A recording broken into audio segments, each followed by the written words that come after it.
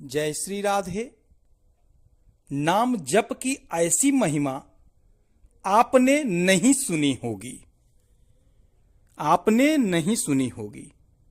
परम पूज्य श्री हनुमान प्रसाद पोद्दार जी महाराज कहते हैं, मैं 8-10 वर्ष का था तभी से श्रीमद् भागवत आदि की कथा बड़े प्रेम से सुनता था।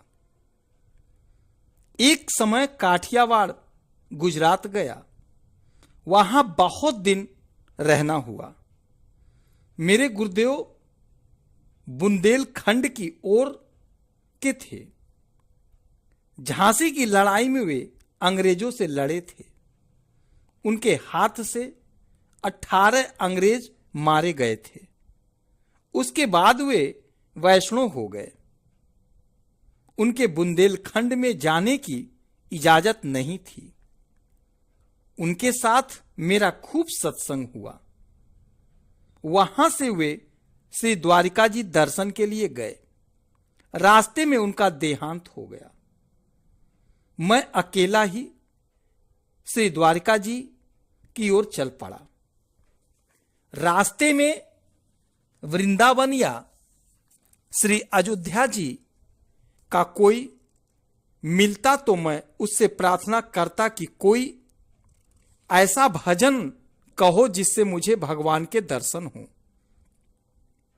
जब वे भजन कहते तब मैं खूब रोता। पहले भी प्रभु की याद में मैं बहुत रोया करता था। एक दिन एक जंगल में 2-3 मील तक कोई गांव नहीं था। जेठ का महीना था। बड़े कड़ाके की धूप पड़ रही थी। एकादशी का दिन मेरा व्रत था। आसपास ढाक के बहुत से वृक्ष थे। मैं श्री कृष्ण से मिलने के लिए रोता जाता था।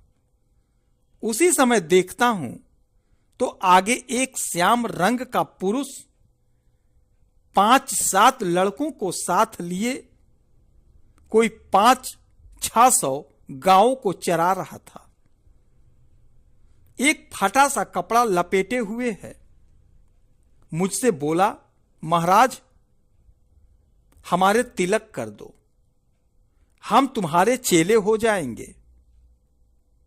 फिर कहा कि अपना यह लोटा हमें दे दो। मैंने अपना लोटा उसे दिया। उसमें 3 सेर दूध आता था।